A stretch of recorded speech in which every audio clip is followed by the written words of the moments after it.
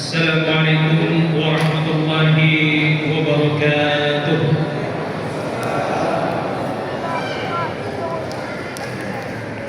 Alhamdulillahilladzi asra bi'abdihi laylan minal masjidil haram ilal masjidil aqsa.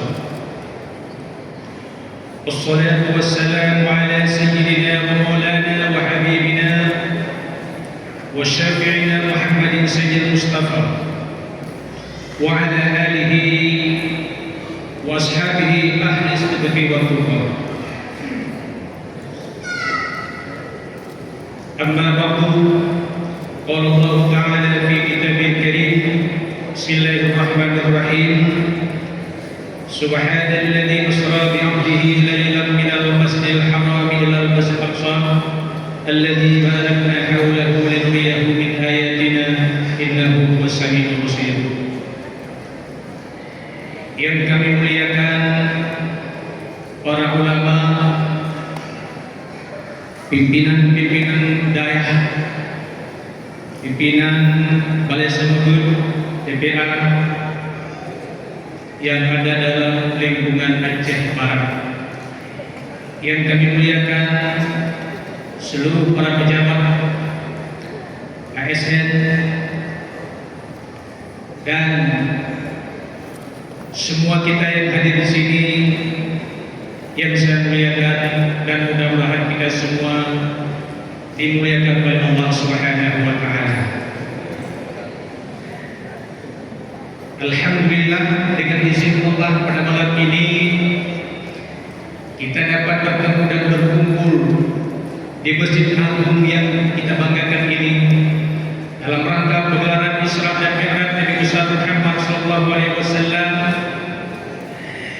Semoga acara ini akan meningkatkan keimanan kita kepada Allah Subhanahu wa taala, karena salah satu misi perjalanan Isra Mi'raj adalah meningkatkan iman dan menentukan pendirian di dalam mengembangkan syariat Islam. Betapa tidak pada saat Rasulullah SAW ditinggalkan oleh teman dan kerabat, dimusuhi oleh tetangga-tetangga, bahkan saudara kandung sendiri di negeri Mekah. Ketika itu dibantu, ditolong oleh istri beliau yang selalu membela, yang selalu mengangkat ketika beliau dihina, selalu tampil di depan ketika beliau diganggu. Tapi tidak lama kemudian istri beliau yang selalu membelanya pun meninggal dunia. Kemudian menyusul Abu Talib yang menjadi pahlawan membela Rasulullah SAW dari gangguan-gangguan kaum Quraisy. Tidak lama Abu Talib pun meninggal dunia. Hanya tidak ada lagi orang yang mendukung dakwah beliau di sana. Sampai-sampai beliau dikejar ke sana kemari. Akhirnya beliau berlari pindah mencari tempat lebih aman dari gangguan-gangguan itu. Pindahlah beliau, berjalanlah beliau ke negeri Taif yang jauhnya tidak main-main, 100 km jalan kaki beliau tempuh. Siang dan malam beliau berjalan kaki untuk mencari tempat yang aman agar bisa menyampaikan dakwahnya kepada umat. Tapi apa yang terjadi? Harapan beliau sampai di Taif itu, bisa orang-orang Taif itu menyambut beliau. Tidak, beliau harap tidak seperti di Mekah. Tapi malah yang beliau temui lebih kejam daripada orang Mekah. Orang Taif memperlakukan beliau luar biasa. Di panggung mimbar beliau menyampaikan dakwah, bukan disambut, bukan didengar, malah dilemparkan dengan batu-batu, dilemparkan dengan kotoran-kotoran lontar, sampai gigi beliau patah, kaki beliau berdarah. Zaid bin Sabit mencoba melindungi beliau, memangku beliau, merangkul beliau dari lemparan-lemparan batu itu. Bahkan sampai Zaid bin Sabit pun berdarah-darah. Akhirnya Rasulullah pada sahabatnya, kita tidak bisa di sini, maka cari tempat yang lebih aman. Sampai di sebuah tempat beliau berdoa kepada Allah, ya Allah, andaikan dakwah ini yang saya sampaikan ini memang benar darimu ya Allah, lebih dari perlakuan orang Taif pun saya akan terima. Andaikan saya diperlakukan seperti apapun, kalau Engkau reda ya Allah, saya akan siap melakukan apapun. Mati sekalipun di jalanmu, saya sudah reda ya Allah. Yang saya takutkan dakwah ini tidak Engkau redai. Sepanjang ada reda darimu ya Allah, apapun resikonya akan saya tangkan, akan saya jalani. Sekali kami melangkah ke depan, pantang mundur suruh ke belakang. Itu prinsipnya. Maka ketika tidak ada lagi masyarakat waktu itu yang mendukung Nabi, tinggallah beliau bersama beberapa orang saja. Tidak ada yang menerima lagi dakwah beliau, dan beliau sangat sedih sekali. Kemanapun beliau menghadap dakwah, tidak ada yang menerima. Maka dalam kesedihan itu Allah menghibur beliau, memperkuat keimanan, memperteguh pendirian beliau. Maka para ulama menyebutkan itu Amrul Huzni, tahun duka cita yang amat sangat dialami oleh Rasulullah Sallallahu Alaihi Wasallam. Maka saat itulah Rasulullah dipanggil oleh Allah. Saat penderitaannya sedang memuncak, saat penghinaan sudah sangat besar terhadap beliau, maka Allah memanggil beliau untuk jalan-jalan, untuk bertemu dengannya lewat peristiwa Isra Mi'raj. Maka karena peristiwa ini sangat besar, Allah mempertaruhkan kesuciannya. Jarang Allah menceritakan sesuatu dengan mempertaruhkan kesuciannya. Tapi di ayat yang menceritakan Isra Mi'raj, karena dahsyat dan hebatnya sebuah peristiwa ini, Allah mulai dengan Subhanalladzi, Maha Suci Allah. Artinya Allah mempertaruhkan kemahasuciannya untuk menceritakan peristiwa besar ini, menandakan ini bukan peristiwa main-main, bukan peristiwa sembarangan. Yang beliau tempuh adalah perjalanan yang sangat jauh secara horizontal dari Masjidil Haram ke Masjidil Aqsa. Kalau dengan perjalanan secepat-cepatnya perjalanan onta, itu memakan waktu 12 hari 12 malam perjalanan orang-orang Arab pada waktu itu. Kemudian langit ke langit itu sangat jauh sekali. Satu tangga saja menurut cerita para ulama itu 350 tahun perjalanan cahaya. Sementara tangga itu sampai 10 tangga. Dari langit pertama, langit kedua, langit ketiga, langit keempat, sampai langit ketujuh. Kemudian Sidratul Muntaha, Mustawa, Sahabat, baru sampai ke puncak Mi'raj, Arafah namanya. Di sana Nabi bertemu dengan Tuhannya.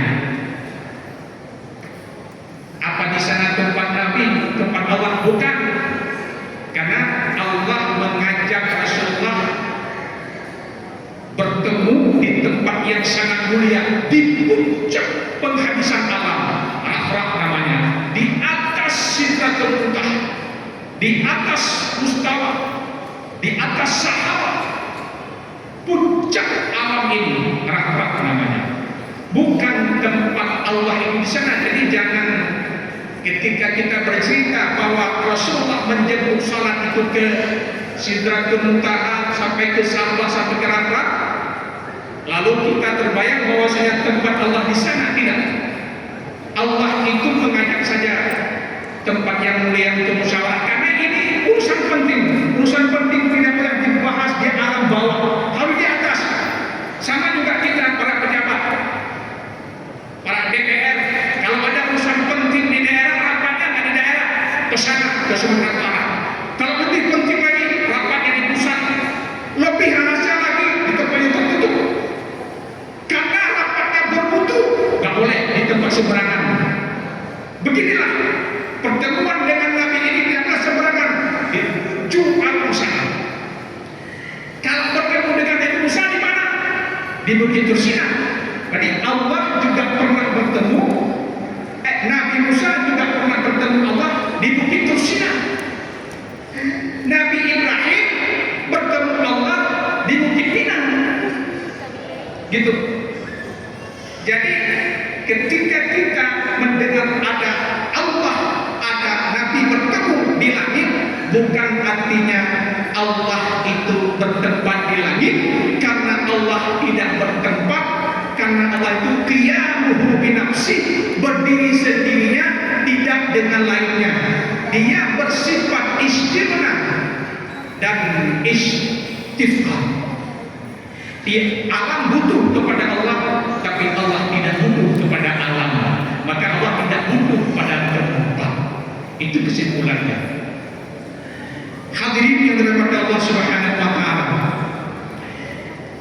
Tadi disampaikan oleh Pak Bupati, saya langsung bisik kepada mereka tentang pelarangan domino. Walaupun pemerintah sudah menetapkan itu boleh masuk dalam satu bidang olahraga, tapi kayaknya kalau itu kita terima di negeri yang kita banggakan, di negeri syariat Islam ini tentu membuat anak-anak muda lalai di warung-warung, di tempat-tempat pesta akan marah dengan permainan domino. Itu pun kalau tidak pakai uang. Tapi lama-lama kalau itu sudah kita legalkan, akan main uang juga, jadi judi juga dia. Maka kita ini bersyukur, terutama warga Aceh Barat, Bupatinya telah komitmen melarang adanya permainan domino, dan Pak Danrem alhamdulillah mendukung program itu. Sudah saya tanya tadi, kalau Danrem sudah mendukung, Pak Kapolres, Pak Dandim, semuanya sudah mendukung, insya Allah itu akan jalan. Sangat yang kita jalankan ini akan berjalan dengan sempurna jika semuanya kita saling mendukung. Jadi kita tanya, kalau padanya bapak-bapak, ibu-ibu, kira-kira Dora setuju dominonya tak hapus di Aceh Barat? Tak setuju? Mudah setuju, pegang satu hadis. Nyawa tak payah kita ceramah becuk nah yang Haji Bata Aceh, Pak Dandren Haji Bata Aceh, dapatkan lawa-lawa dan ceramah malamnya mana teh. Kalau lagi ceramah monologinya dianggap dialogis karena dipegang oleh panitia plus sekitar 1 jam. Mudah-mudahan itu tembus pada jam dinding, nanti menyuka lewat webinar. Mau punya ceramah umum, ya anak boleh kecil belum? Banyak-banyak apa gitu. Jadi ini Pak, kalau ceramah umum di luar, kalau di masjid-masjid kampung, kita ceramah di Aceh ini lama-lama sampai jam-jam 1. Tapi kalau ceramah ini kan di sini, ini kan punya pemerintah disiplin waktu dan digantung bentuk punya pemerintah, kemudian tidak ada ceramah berdegan deh. Ya. Bapak Ibu yang dirahmati Allah Subhanahu wa taala, ini bagaimana kita cara mencegah kemungkaran itu? Marra'a minkum mungkaran. Siapa yang melihat satu kemungkaran, fayuwaqi biyadihi, maka cegahlah dengan tangannya. Malam kemarin saya ceramah di Aceh Barat Daya, saya sampaikan bagaimana dengan tangan yang punya kekuatan, ya. Pak Dandim, Pak Kapolres, Pak Dandim dan lain aparatur pemerintah itu yang punya kekuatan, cegah kemungkaran itu. Selagi ada kekuasaan diberikan oleh Allah, gunakan untuk mencegah kemungkaran. Biyadi dengan tangan. Kalau ada orang berjudi, cegah dengan tangan karena kita punya kekuatan. Ya, tendang mejanya, ambil dominonya, serang orangnya. Gitu. Kalau diambil saja, nanti dia cari yang lain. Kalau enggak kita bina orangnya itu. Lalu kita bagaimana yang tidak punya kekuatan, tidak punya senjata? Pak Ilham Yastati, kalau kita tidak punya kekuatan, bagi lisani, cegah dengan perkataan, cegah dengan berbicara, melarang dengan perkataan. Itu juga kita tidak mampu, karena nanti dibalas juga, diserang balik. Bagaimana? Fa illam yastati, kalau dengan mulut juga tidak bisa, fa biqalbi, hendaklah dia mencegah kemungkaran itu dengan hatinya. Artinya benci melihat semua kekufuran, benci melihat semua kemaksiatan yang ada di sekitarnya. Wa huwa adhaful iman, itulah selemah-lemah iman. Maka Rasulullah SAW membuktikan kepada kita, beliau tidak pernah lemah iman. Yang penting ini di jalan Allah, apapun resikonya akan saya hadapi. Bapak Ibu yang dirahmati Allah Subhanahu wa taala, Isra Mi'raj ini mengajarkan kita betapa kita tidak boleh kalah dengan segala apapun rintangan yang ada di depan. Dari manapun rintangan yang ada, hadapi demi sebuah kebenaran. Kita harus punya prinsip seperti Rasulullah SAW yang menjadi uswatun hasanah kita. Beliau pernah mengatakan, andaikan orang-orang kafir itu mendatangkan, menurunkan matahari, meletakkan di tangan kananku, lalu bulan diletakkan di tangan kiriku, saya tetap akan menegakkan kebenaran ini. Walaupun besok hari akan kiamat, walaupun besok dunia akan runtuh, kebenaran tetap akan kita tegakkan. Prinsip itu harus ada pada kita, karena ada perintah untuk mencontoh Nabi. Laqad kana lakum fi Rasulillahi uswatun hasanah. Adalah pada diriku, pada diri Nabi itu menjadi contoh teladan bagi kamu. Mau hidup sebagai apapun, contoh Nabi. Sebagai seorang ayah, contoh Nabi. Sebagai seorang nenek, contoh Nabi. Gimana seorang ayah? Masya Allah, tidak ada yang lebih santun seorang ayah terhadap anak-anaknya dibanding Rasulullah.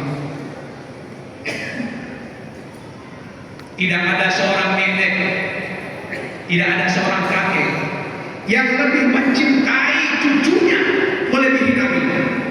Sering sekali Rasulullah sujud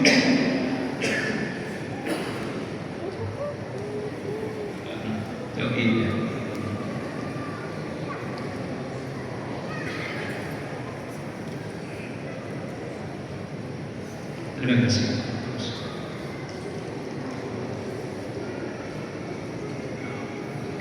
Pernah Rasulullah SAW itu, dan sering, bahkan pernah di jamaah di masjid, lama sekali bersujud, seolah-olah nggak bangun lagi. Sudah lama, para jamaah sudah pegal lehernya. Siap salam, beliau bertanya, ya Rasulullah, tanya sahabat, kenapa lama banget? Kenapa lama sekali engkau bangun dari sujudmu ya Rasulullah? Begini, maafkan aku sahabatku, dari cucuku naik di pundak, aku takut bangun, takut dia terjatuh. Gimana kasih sayang seorang kakek kepada cucunya. Berdiri dia di musala Rasulullah nggak sujud di situ, pindah sedikit supaya cucunya nggak terganggu. Idenya mana? Pegah tayang cucu, pegah akan negakai kami. Cucu menembak di musala. Allahu Akbar. Kaidah cucu. Bismillahirrahmanirrahim. Ada cucu duk kayak daun jemaah duk apa itu. Alhamdulillahirabbil alamin. Yang mana kami nak dan Ar-Rahmanir Rahim. Yang mana kami nak begitu. Menang sujud, begitu sujud tengah lumayan dia dengan parah. Padahal Rasulullah sebagai contoh. Nah, laqad kana lakum fi Rasulillahi uswatun hasanah. Sebagai seorang suami, satu contoh saya. Satu saat Rasulullah SAW bikin rapat di dalam Al-Qur'an. Rapat tokoh-tokoh agama dari berbagai negara. Besar rapatnya. Kemudian menentukan di situ, mertuanya di situ juga. Dari 4 sahabat itu kan 2 menantu, 2 mertua. Jadi Rasulullah itu dengan menantunya bersahabat, dengan mertuanya juga bersahabat. Abu Bakar sama Umar itu mertuanya. Kemudian Ali dan Utsman itu menantunya. Hadir di situ. Sedang rapat, nggak ada makanan. Nggak ada makanan. Ini satu contoh saja bagaimana teladan seorang suami terhadap istri. Lalu karena Aisyah baru saja kawin dengan Rasulullah, nggak dibebani apa-apa. Lagian masih kecil, mintalah kue makanan ke Saudah, istri yang kedua. Saudah, Aisyah istri ketiga. Begitu kue, begitu makanan dibawa oleh Saudah, Assalamualaikum. Orang jawab Waalaikumsalam. Yang keluar bukan Rasulullah, duluan Aisyah keluar karena rasa cemburunya. Dia berpikir kenapa nggak sama saya, padahal saya di sini, kok sama istri yang kedua disuruh, apa kurang saya? Begitu. Jadi cemburu ini sebenarnya nggak istri kita, nggak istri Nabi, semuanya ada cemburunya. Cuman beda kita ini cemburu kita gila-gilaan. Cemburu istri Rasulullah itu terpimpin. Begitu disambut oleh Aisyah, dibawa ke lingkaran apa? Bukan dibagikan kue itu bapak-bapak sekalian, dibanting di depan suaminya, di depan Rasulullah Shallallahu Alaihi Wasallam, seorang Nabi yang sedang memimpin rapat, dibanting makanan dengan talam-talamnya sekalian di hadapannya. Lalu Aisyah masuk ke dalam kamarnya, menangis sejadi-jadinya di sana. Rapat, mereka semua terdiam dan terduduk. Ali malu sekali melihat keadaan itu. Mertuanya diperlakukan seperti itu, Umar seperti juga Utsman dan Abu Bakar. Malu sekali. Terdiam dan hening suasana. Tiba-tiba Rasulullah dengan sangat berwibawa dan dengan wajah tersenyum bangun beliau di hadapan bapak itu. Bapak-bapak sekalian, mohon maaf, ini semua salah saya. Saya nggak tanya-tanya tadi ke Umi Aisyah, mungkin beliau kurang sehat. Nggak apa-apa, kejadian ini nggak pernah terjadi sebelumnya. Inilah baru sekali. Sedang berbuat salah di depan orang ramai, sedang dipermalukan oleh istrinya. Di depan itu pula beliau membela istrinya habis-habisan. Ini nggak pernah terjadi sebelumnya, bapak-bapak. Cuma ini sekali. Bedanya tiga salah hidup kanyang nak kena kau. Sampai lagi namanya. Ini dia mana? Baru tiga salah pun hidup kanyang nak kena kau. Bagi-bagi kamu gila baru kuila. Sampai lagi namanya. Rasulullah diperbankan oleh sini, tapi beliau bangun dengan bangga, dengan wajah tersenyum. Maka pantas sekali Rasulullah SAW menjadi contoh. Maka benar sekali kata Allah, laqad kana lakum fi Rasulillahi uswatun hasanah. Ayat itu jangan cuma dibaca aja bapak, diamalkan. Istri kita bertingkah, coba melakukan seperti Rasulullah. Lalu setelah rapat selesai dengan aman, damai, biasa, kayak tak pernah ada gangguan. Rasul masuk ke kamar, Aisyah sedang menangis. Assalamualaikum ya Aisyah. Waalaikumsalam semua. Bangun Aisyah minta maaf. Maafkan aku ya Rasulullah. Hukum aku apapun yang engkau berikan hukuman, saya sudah bersalah. Aku permalukan engkau di depan orang ramai. Aku banting makanan di depanmu.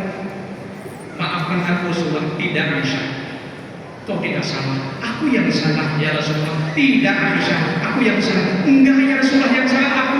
Aisyah, kau tidak bersalah. Aku yang salah.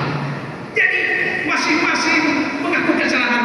Akhirnya beliau berdoa, saling memaafkan, mesra kembali seolah tidak pernah terjadi. Beda adanya di uruh anak-anak mengandung anak tidak kenal. Bangkalah itu 3 minggu anak-anak mungkin saya tidak pernah. Jadi bagaimana mengamalkan ayat itu tadi? Ya kita kembali. Ini salah satu sifat yang harus kita tiru sebagai seorang ayah, sebagai seorang kakek, sebagai seorang suami, sebagai seorang pahlawan. Kata Bapak Ali, ketika perang sedang berkecamuk, kami berlindung di belakang Rasulullah. Rasulullah melompat ke tengah-tengah musuh bagaikan singa di padang pasir. Beliau meloncat ke tengah musuh, kami berlindung di belakang Rasulullah. Hebat sekali Rasulullah. Tapi ketika bertemu dengan orang-orang miskin, beliau sangat penyantun, beliau sangat penyayang, lembut luar biasa. Tapi ketika berhadapan dengan musuh, beliau bagaikan singa. Kami berlindung di belakang beliau. Masya Allah. Jadi Rasulullah itu ada tempatnya, beliau gagah menghadapi musuh. Di sisi lain ketika bertemu sesamanya, ruhama ubainah, berkasih sayang. Bapak Ibu yang dirahmati Allah. Nah, tapi Rasulullah juga seorang manusia, tidak bisa hidup tanpa menyandarkan kepada Allah. Maka ketika Isra Mi'raj ini beliau jalankan untuk memperteguh hati beliau. Allah memperteguh linuriyahu min ayatina, untuk memperlihatkan tanda-tanda kebesaran kami di dalam perjalanan Isra itu.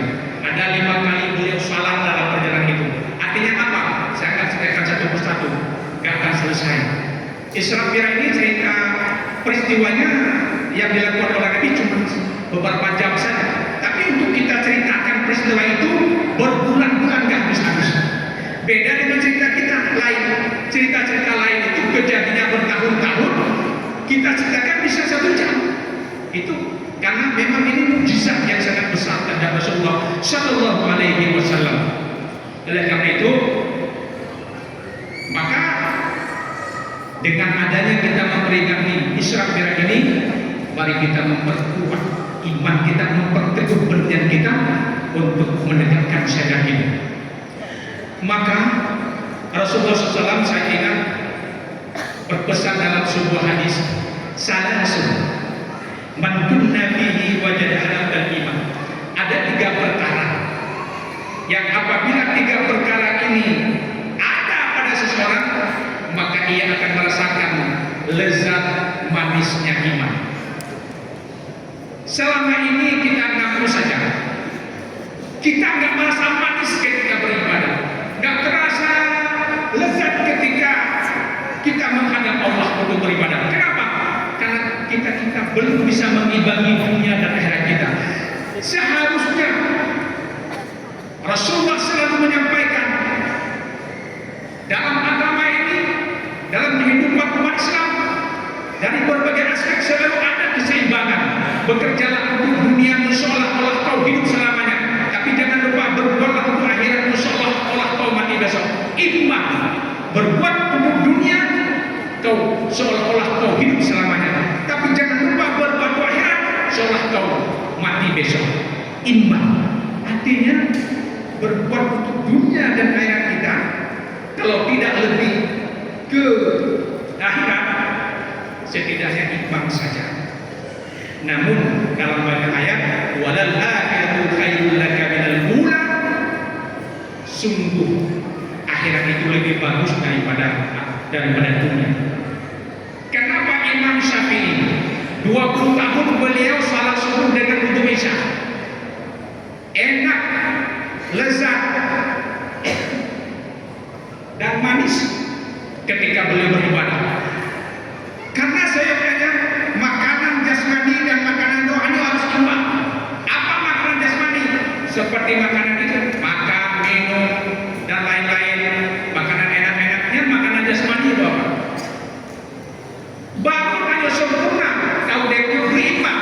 Seperti enaknya makanan jasmani, begitu juga enaknya kita nikmati makanan rohani. Makanan rohani, makanan batin ini. Inilah ibadah-ibadah yang diperintahkan oleh Allah. Imam Syafi'i itu malah lebih menikmati makanan rohaninya daripada makanan jasmaninya. Makan dia ala kadar saja, asal ada aja.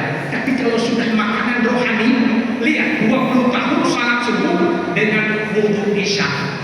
Nggak wudhu lagi subuhnya.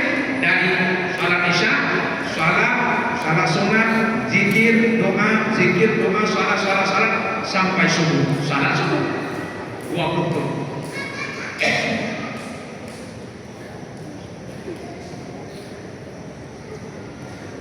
Kok bisa seperti itu? Inilah kata Nabi, apabila ada 3 perkara yang dipadanya, dia akan lezat beribadah. Pertama, ayyakunallaha wa rasulahu ahabba ilaihi mimma siwahuma. Hendaklah perintah Allah dan Rasul diletakkan di atas segala-galanya. Ini penting. Maka kalau perintah Allah kemudian perintah manusia yang baru menurut.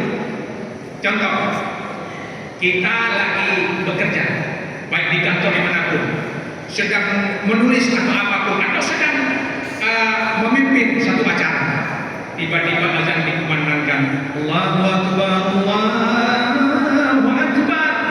Gak usah menunggu 1 menit, 2 menit, berhenti total. Kita tutup dulu, kita sholat dulu. Kenapa? Perintah Allah itu di atas segala-galanya. Kalau begitu dipanggil oleh Allah, begitu makanan rohani disodorkan oleh Allah, begitu kita nikmati, insya Allah nikmat. Seperti kita nikmati air kopi. Kalau kopi baru diseduh, lalu dihidangkan, itu enak kita nikmati. Tapi kalau kita tunggu lama-lama sampai dingin, yang anak mengalir, kopi kalau dia baru dingin, patut ke anak mengalir nikmati, karena lebih-lebih. Lagi ke ibadah Bapak sekalian ibu-ibu, menyodor hotel bagus. Tengok makmur-makmur kan dia dah minurut makmur, kami dia lalu dia lumayan. Hana makan dia semuanya, tak enak lagi salat. Kenapa? Sudah lama, sudah dingin dan sudah basi. Sementara makanan jasmani kita berikan yang lezat-lezat, yang baru-baru dimasak, yang masih segar. Tapi untuk makanan rohani yang udah basi-basi, duhur dipanggil katakanlah jam 1 rata-rata, atau jam sekarang di sana itu 12.50. Jam 12.50 Allah panggil, hayya 'alas shalah, ayo salat. Kita nggak jawab panggilan itu. Azan itu adalah panggilan Allah melalui mulut muazzin. Nah, kita abaikan panggilan itu.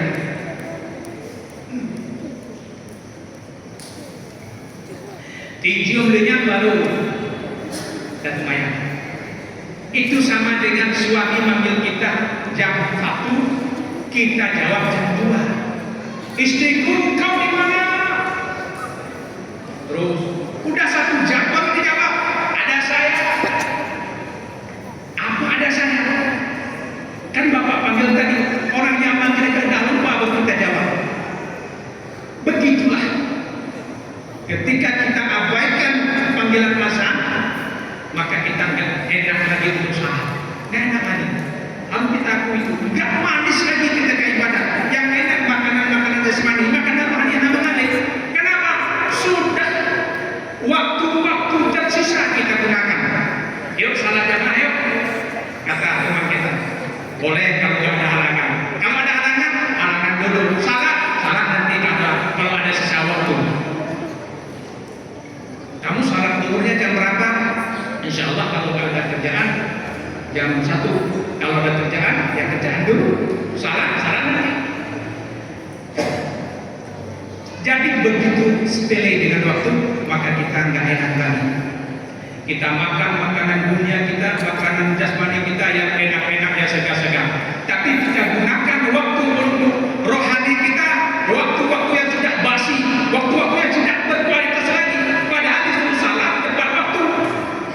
Salat asar jam 4, kita salat jam 5. Yang disuruh jam 4, kita salat jam 5. Yang jam 5 itu siapa yang suruh? Nafsu kita sendiri. Berarti kita sedang ibadah, sedang memenuhi nafsu kita.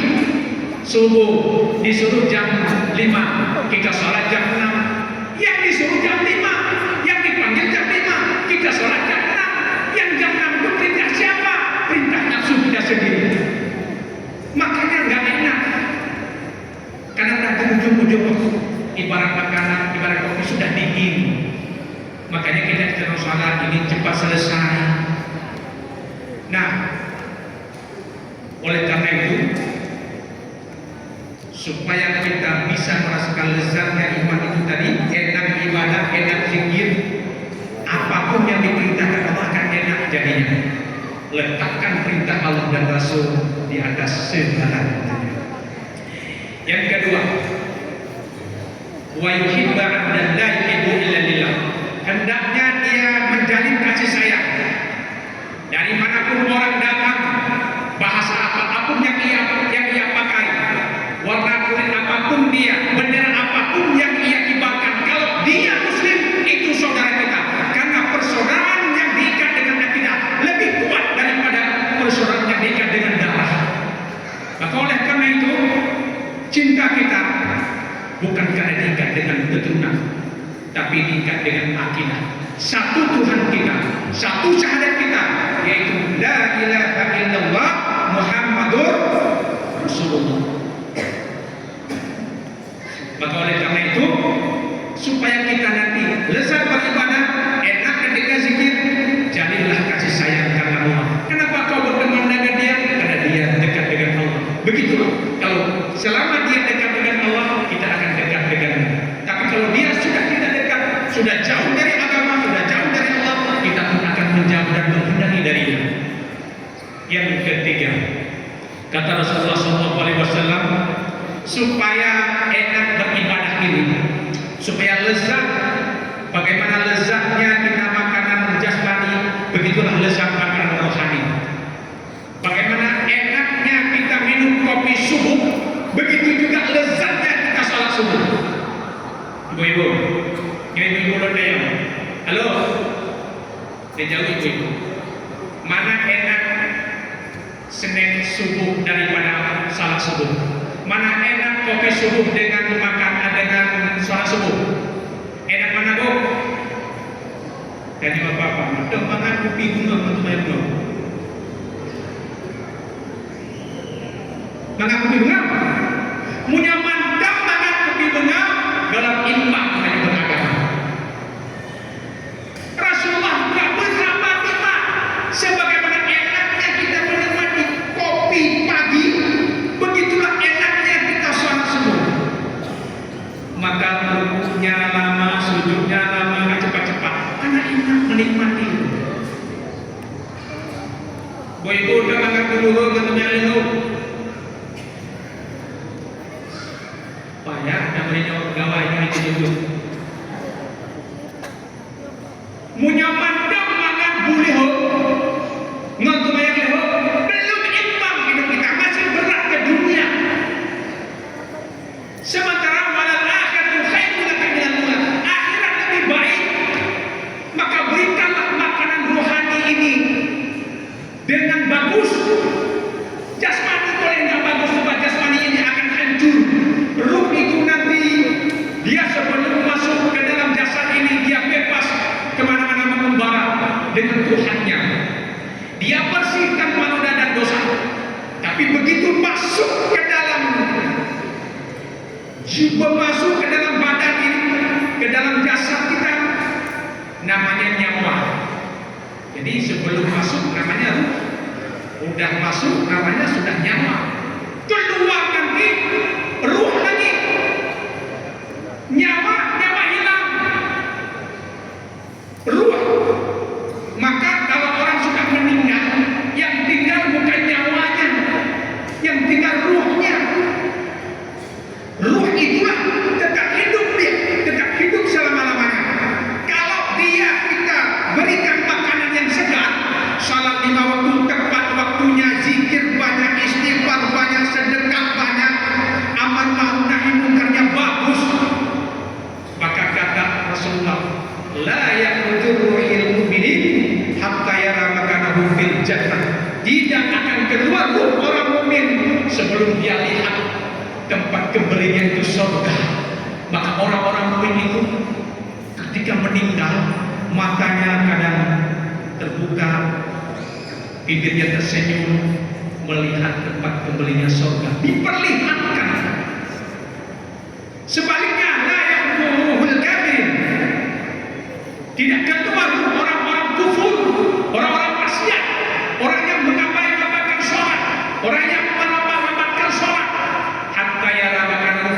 sebelum diperlihatkan tempatnya neraka.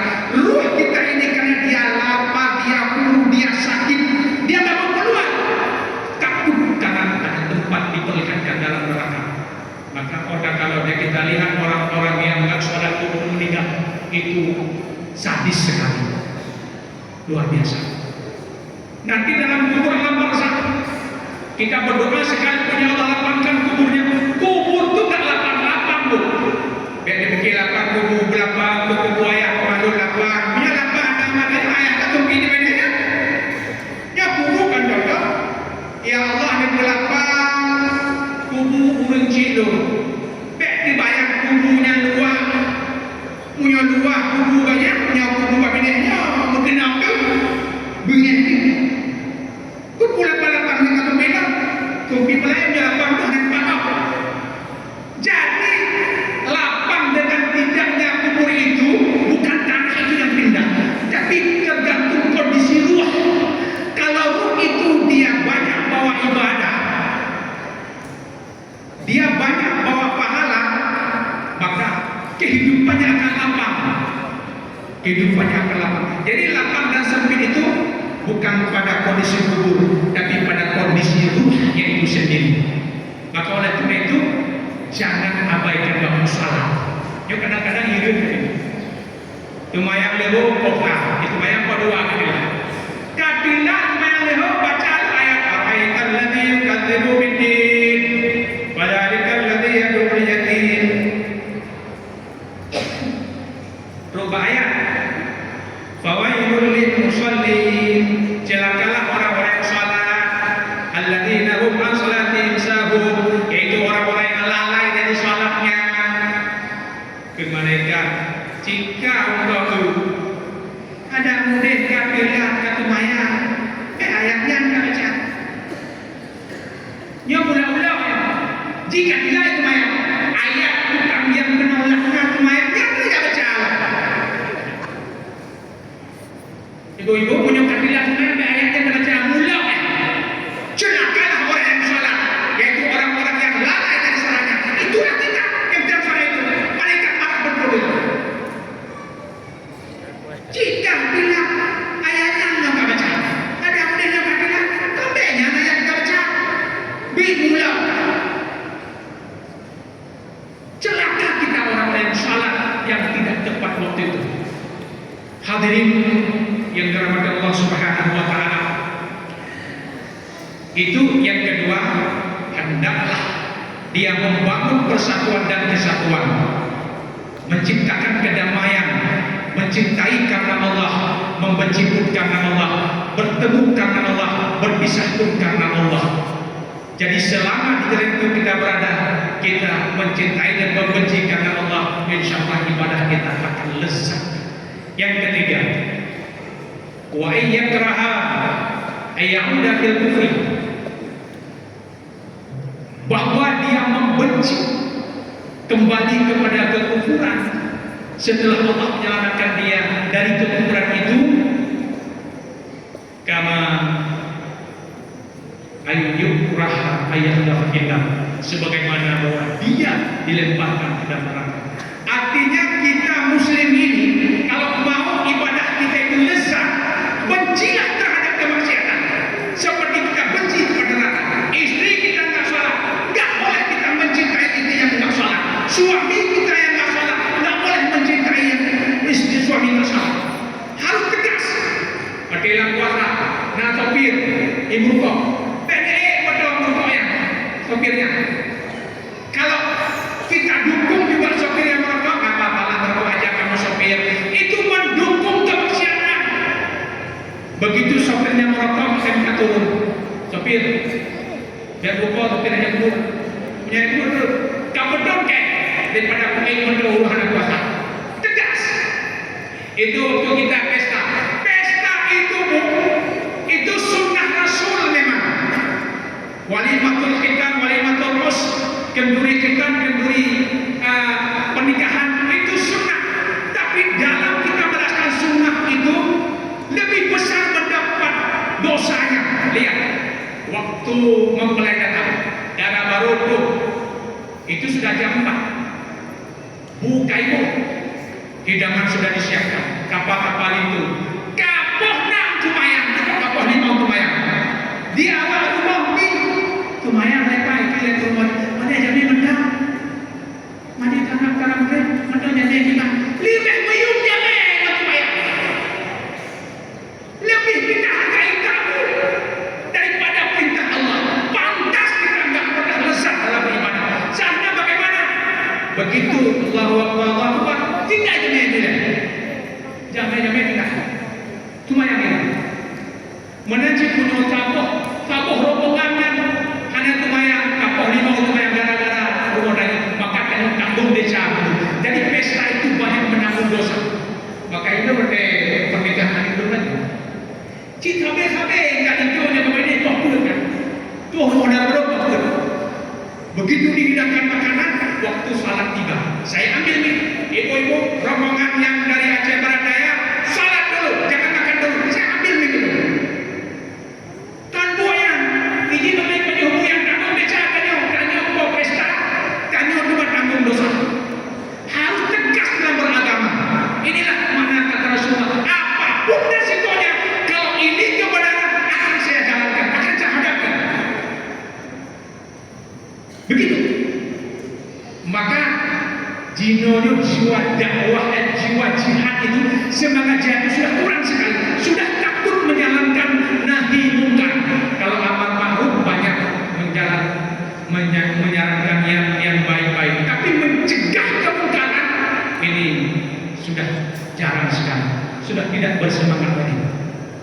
Bapak Ibu yang dirahmati Allah Subhanahu wa taala, maka Rasulullah berdoa itu di tempat setelah antara Taif dan Mekah, itu yang beliau doakan, ya Allah, aku rela derita ini, aku rela apapun yang terjadi atas diri ini, asalkan Engkau ridha ya Allah. Mati sekalipun asal Engkau ridha, saya akan tetap jalankan. Maka Rasulullah SAW diperjalankan dari Masjidil Haram 5 kali beliau salat.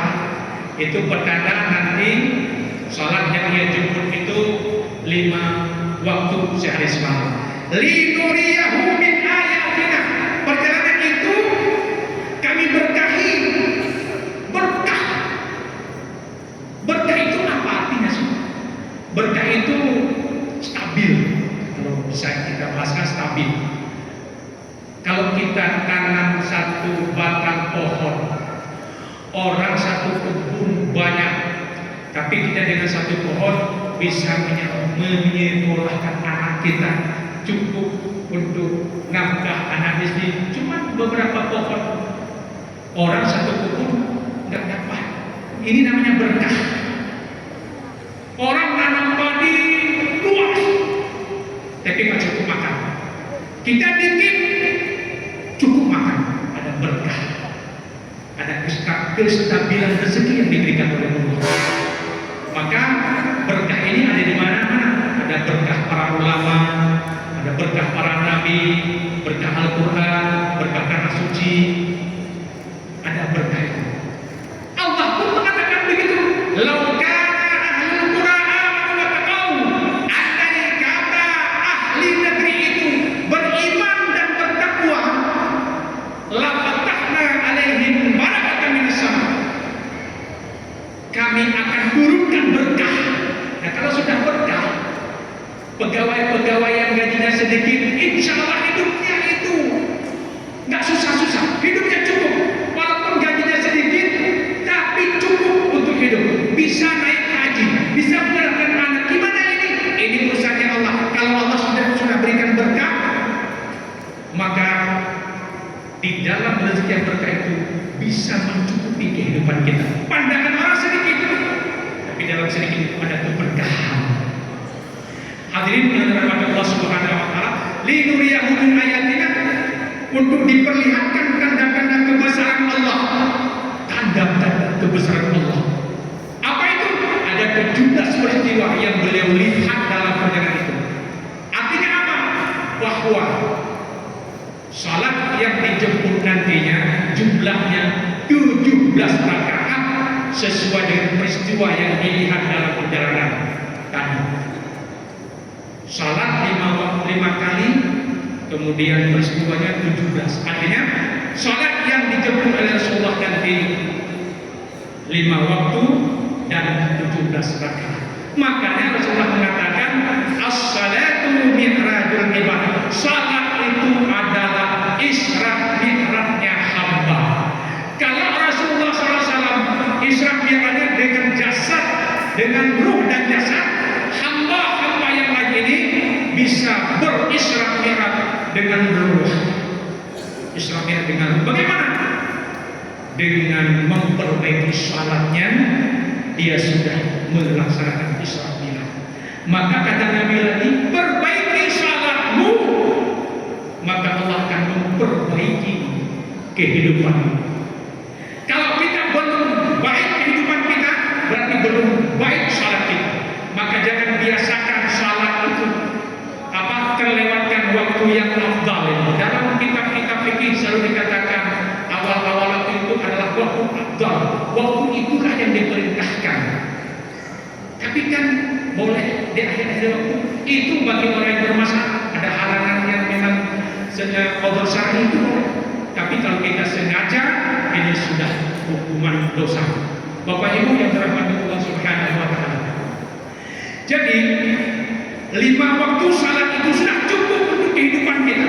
Bahkan untuk kesehatan jasmani pun, sehat jasmani, sehat rohani.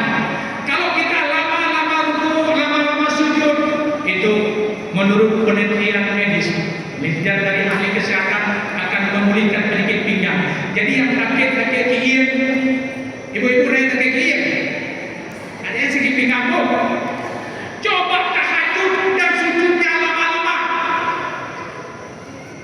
Lamanya di mana? Sampai kata Aisyah, Rasulullah itu sujud, ketika sujud seperti nggak bangun-bangun lagi. Saya mengkhawatirkan beliau itu sudah meninggal dalam sujudnya, karena lama sekali sujudnya. Dan dalam sujud itulah sedekat-dekat hamba dengan Allah, sedekat-dekat hamba dengan Tuhannya di sujud, dalam sujud. Maka mintalah apapun dalam sujud itu. Kita kadang-kadang di luar sujud banyak berdoa panjang-panjang. Dalam sujud hanya berdoa. Padahal yang paling mustajab itu dalam sujud. Tapi kalau bahasanya bahasa ajami, bahasa selain bahasa Arab, jangan bersuara, cukup ruh saja yang berdoa, dalam hati saja. Minta apapun boleh dalam sujud. Apalagi pada saat di keheningan malam. Wa minal laili fatahajjat bihi nafilatan laka asa ayya asaka rabbuka wa mahmuda. Nun di keheningan malam, bangunlah kamu. Allah suruh, wahai hambaku, nun di keheningan malam yang sunyi, bangunlah kamu, bertahajudlah kamu sebagai ibadah tambahan bagimu. Allah akan mengangkat derajatmu dan menempatkan kamu pada makam yang tinggi, pada makam yang mulia. Tahajud itu adalah amalan para nabi. Tahajud itu adalah amalan para aulia Allah. Tahajud itu adalah amalan para sahabat Nabi. Tahajud itu amalan-amalan orang-orang alim bilang. Ikutilah langkah-langkah mereka. Tahajud. Maka Rasulullah tak pernah tinggal. Rasulullah itu 7 salatnya yang tidak pernah ditinggalkan. Salat 5 waktu, tahajud dan duha. Itu tak pernah ditinggalkan. Maka oleh karena itu Bapak Ibu sekalian, berdoa dalam tahajud itu sangat bagus. Dalam sujud lebih bagus. Perbaiki salatmu, Allah akan memperbaiki hidupmu. Lama-lama sujud akan memperbaiki tulang punggung kita. Dan saya sudah coba itu loh. Saya semua dokter di Banda Aceh waktu itu, ini bukan karena apa-apa ya. Ini bahwa benar apa yang dikatakan Rasulullah. Tulang saya itu lepas. Ini kan patah. Saya pulang dari Banda Aceh kemarin ceramah. Sopir saya ngantuk, terjun bebas di tram itu. Mobil hancur, sehancur-hancurnya bersama sekali lagi. Kepala saya pecah, ini patah, pinggang saya ini ke tulang belakang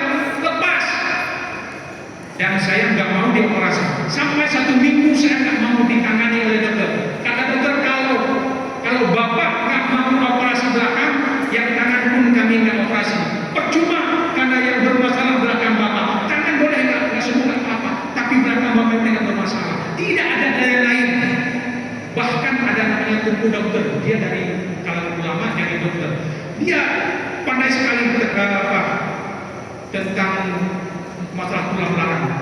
Bahkan dia tahu berapa luas. Dia bilang harus operasi. Saya bilang jangan. Karena beberapa orang yang operasi belakang itu meninggal, banyak yang meninggal. Orang yang lihat saya meninggal, banyak orang meninggal diceritakan itu. Jadi kami nggak mau. Nggak mau. Dalam nggak mau mengalah. Hanya di mana yang kami minum. Joko Cika bang ini. Saya sudah semakin lemah, sudah kayak mayat saya. Memang sudah sulit dikenal. Kemudian sudah 1 minggu lebih datang di dokter. Bagaimana mau tak? Kata saya, Umi boleh lami daripada nggak ditangani pakai aja. Bersedia dioperasi tulang belakang. Segala resiko ditanggung sendiri, ditanggung oleh keluarga. Pakai dibawa. Saya nggak ada harapan lagi. Sangat salaman lagi, saya berpikir di sana ini. Lemah selemah-lemahnya. Nggak ada yang ini sudah patah semua, ini sudah patah, kaki juga, semuanya. Teleponlah Umi, yo hebat sih, sama dia hebat ya, udah hebat sama dia. Lu mau Umi, ibu majelis saya tuh, ibu dibaca sama dia, atur kayak kita mau namanya di operasi ruang. Mengumpo ibu-ibunya, aku baca sama dia. No. Saya sudah ke kamar itu, sama dia dibacakan. 6 jam saya dioperasi, dikeluarkan. Saya termasuk pasien yang paling parah masuk ke kamar HCU namanya. Paling orang semua. Saya sudah salat maghrib subuh. Lo lumayan berubah maghrib. Kamu duka-duka rupanya lagi yang kajawai. Yang anak tidak ingatkan anak tidak keduan itu. Bunga boleh dodol. Karena ada boleh pembuka. Cina ada dodol. Yang betul buah. Urutnya pun Sabtu. Nanti manusia. Kamu nyoleh macam yang duduk ada buka. Tapi ini kanya dengan bawah yang betul. Udah kedua. Orangnya pun minggu. Tapi nak kamar. Ini yang telah jauh nak kamar. Kamar telah jauh minggu itu nak aku nak kedin ada kamar itu. Ini insyaAllah kupat kejauhan kita tidak. Nah sampai ke kamar 6 jam dikeluarkan pagi itu. Saya coba terbang ke sini. Anak itu telepon kipan anak beri lagi. Mungkin meleser anak. Datanglah dokter benar. Pak, jadi nggak di operasi tulang belakang saya? Seingat saya tentu nggak kasih waktu itu, maka nggak jadi. Dan dokternya bingung, mana operasi? Ada bilang, ibu pembantu bilang pembantu itu karena asistennya apa? Justru karena dia mengizinkan kita bawa operasi belakang. Tapi bapak cuma operasi ini. Lupa dokter mau operasi, mereka sudah masuk ke operasi. Saya keluar lagi. Nyang berkat sama dia, dewa sama dia. Cuma kita anda sama dia, kayak mati itu sama dia. Anda nggak bisa. Sama dia nya tempe menurut kumaya. Ingat tilang lagi bunuh, mati tempe sama dia. Bak puasa kadang-kadang rubah ada muka, tempe sama dia. Ini awak pergi sih. Ibu pandang sama dia, sama dia ada tempe, ada bocor-bocor tempe. Mau menyobang anak ada tempe. Nah, urut lagi ya. Lumayan anak, tapi anak sama dia, ada tempe. Dia tambah cuma 3 Honda pakai anak buah. Tempe dalam ban, anak buah. Maka tempe yang berdendam pada tempe. Mau tempe. Atai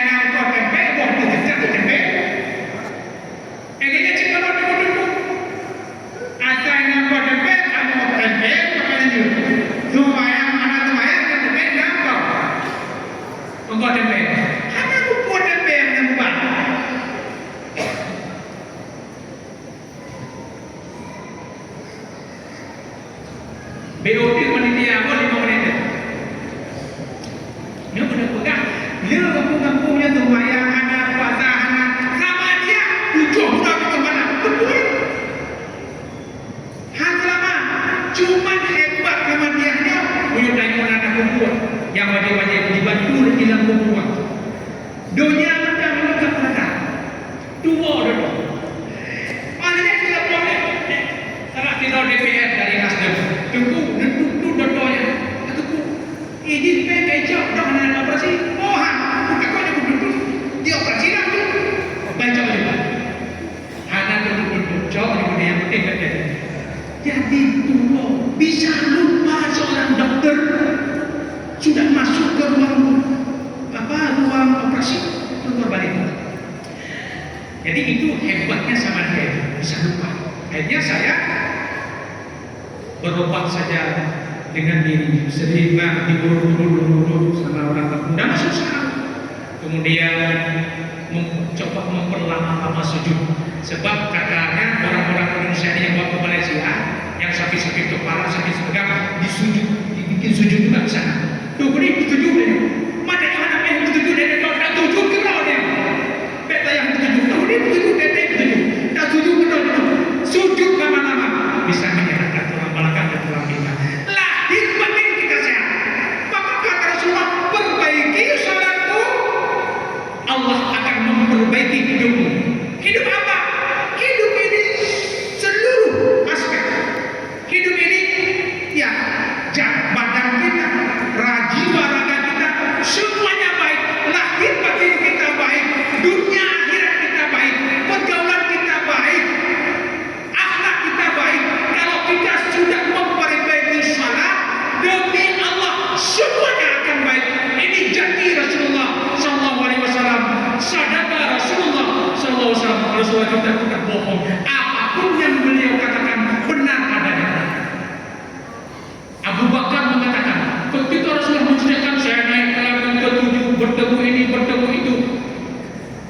Tapi orang-orang Quraisy ragu. Tiba Abu Bakar, betul.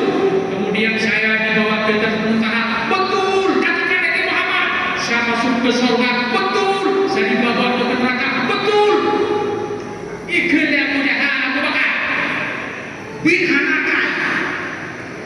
Kapateh. Ihoi dengan Abu Bakar untuk patih Nabi Muhammad putih ngayakan patih ini mungkin patih ngayakan pakai ngayakan mungkin patih ngayakan pakai juga ika Abu Lahab pakai putih ngayakan pakai Nabi lalu dua kali betul mana kata punya untuk Nabi awal itu patih budak kalau awal itu patih budak Abu Bakar yang lain juga. Maka Abu Bakar itu dikenal asyik, hilang nasabnya karena sidiknya itu tadi. Punya Ali bin Abi Thalib, Umar bin Khattab, Utsman bin Affan. Abu Bakar nggak ada duitnya. Abu Bakar siddiq kalah nasabnya dengan kebenaran. Dia selalu membenarkan Nabi. Betul apapun dikatakan Nabi, lebih daripada itu pun yang dikatakan oleh Nabi tetap dibenarkan oleh Rasulullah karena sudah mantap sekali iman Rasulullah, iman Abu Bakar. Kata Nabi, kalau ditimbang iman Abu Bakar dengan iman seluruh manusia di dunia ini masih berat iman Abu Bakar. Maka gelarnya Abu Bakar Siddiq karena selalu membenarkan Nabi. Bapak Ibu yang terhormat Allah, bahkan sampai dalam salat pun bisa berubah. Dulu kan ada sami Allah liman hamidah. Allahu Akbar. Allahu Akbar tidak. Allahu Akbar ada sami Allah liman hamidah. Begitu satu salat jamaah, Abu Bakar terlambat datang. Pas Nabi dan jamaah sudah rukuk, Nabi sampai. Alhamdulillah kata Abu Bakar. Maka saat itu juga Jibril datang kepada imam, kepada Rasulullah. Tentu Allah yang sudah robah jangan dilakukan ketika bangun sami Allahu liman hamidah. Kenapa Jibril dialog Nabi dengan Jibril? Abu Bakar ada Abu Bakar di belakang. Dia memuji Nabi sedang dia memuji Allah sedang tahu tadi karena dia tidak terlambat satu kampung, cuman terlambat sebentar saja jadi masuk. Sami Allahu liman hamidah. Disitulah menghormati, Allah menghargai pujian Abu Bakar dari Allah. Telah mendengar pujian Abu Bakar terhadap Allah. Sami Allah bukan sami'ah. Kadang-kadang imam sami'ah Allah, juga betul kita sami'ah. Sami'ah. Nah, begitulah hebatnya para sahabat. Maka boleh kita mengambil berkah kepada para sahabat. Bapak Ibu yang dirahmati Allah Subhanahu wa taala. Jadi intinya Isra Mi'raj ini adalah menjemput salat. Untuk apa menjemput salat? Untuk menyempurnakan hidup manusia, untuk menyempurnakan hidup dunia dan akhirat, zahir dan batin dalam manusia. Maka pantas harus jemput ke ujung alam sana, ke alam malakut sana. Haji nenek, kalau haji perintah dikirim, puasa dikirim, zakat dikirim, hukum-hukum lain dikirim semua. Salah nggak boleh dikirim. Kenapa? Barang mahal, harus jemput langsung ke tempatnya. Inilah bedanya kualitas ibadah antara salat dengan yang lain. Bapak Ibu yang dirahmati Allah, demikian saja yang kita dapat sampaikan malam ini. Mudah-mudahan kita semua diberikan kesehatan lahir dan batin, dicerdaskan akal pikiran untuk senantiasa taat kepada Allah, taat kepada Rasul, wa uli amri minkum, dan taat kepada aturan-aturan pemerintah. Apalagi pemerintahnya adalah pemerintah yang Islam.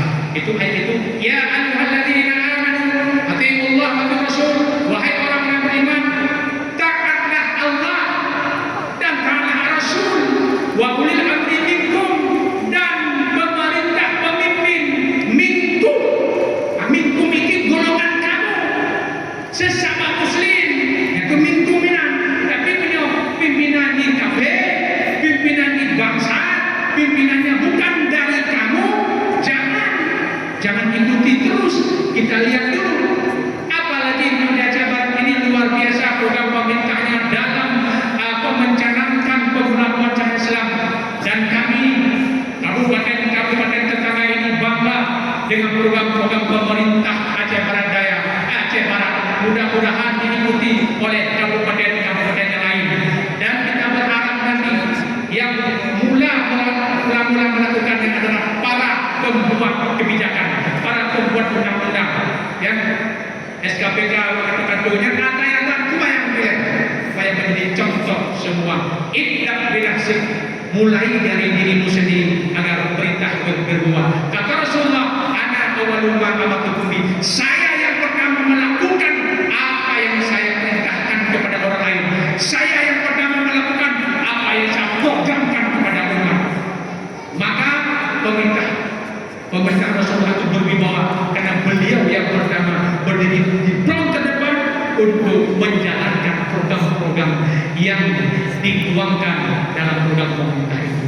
Demikian, mudah-mudahan ada manfaatnya. Mari kita berdoa semoga pemerintah kita, bupati kita, wakil bupati kita, dan para pejabat-pejabat kita diberikan hidayah oleh Allah, selalu hidup dalam sehat dan selalu melakukan ibadah kepada Allah Subhanahu wa taala. A'udzubillahi minasyaitonir rajim. Bismillahirrahmanirrahim. Alhamdulillahirabbil alamin.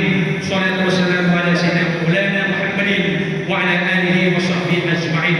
Allahumma ighfir lana dhunubana wa liwalidayna warhamhuma kama rabbayana shighara. Allahumma ighfir lil muslimina wal muslimat wal mu'minina wal mu'minat al-ahya'i minhum wal amwat.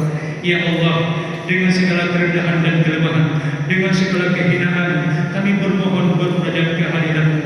Tautkan hati kami, ya Allah, satukan langkah kami untuk menata hari esok yang lebih baik dan pasti, menapak dan melangkah di jalan-Mu, ya Allah. Ya Allah, jadikan kami semua bersaudara, gantikan semua kedendaman dengan saling memaafkan, gantikan segala kedengkian dengan saling memuliakan. Ya Allah, selamatkan kami dari pertikaian, selamatkan kami dari permusuhan, selamatkan kami dari bahaya kezaliman dan kemungkaran. Jadikan kami semua bersaudara di bawah lindungan-Mu, ya Allah. Rabbana taqabbal minna innaka antas samiul alim wa tub alaina innaka antat tawwabur rahim. Ya Allah, ya Rabbi, ampuni segala apapun masa lalu kami, ampuni senista apapun aib-aib kami, ampuni dosa-dosa kami, ya Allah. Ampuni kami selama ini kepadamu. Ampuni kalau selama ini kami meremehkan keagungan dan kebesaran-Mu. Ampuni kalau selama ini kami meremehkan perintah dalam syariat-Mu. Ya Allah ya Rabbi, ampuni dosa orang tua kami ya Allah. Sehatkan lahir batinnya, maafkan dosa dan kesalahannya, jadikan akhir hayatnya husnul khatimah, lapangkan kubur orang tua kami ya Allah. Ya Allah ya Rabbi, lindungi pemimpin-pemimpin kami ya Allah, berikan mereka hidayah untuk selalu berada di jalan-Mu. Rabbana taqabbal minna, Rabbana zalamna anfusana wa illam taghfir lana wa tarhamna lanakunanna minal khasirin. Rabbana atina fid dunya hasanah wa fil akhirati hasanah wa qina adzabannar. Wa sallallahu ala sayyidina Muhammadin wa ala alihi washabihi ajma'in. Walhamdulillahi rabbil alamin. Sallallahu alaihi wasallam.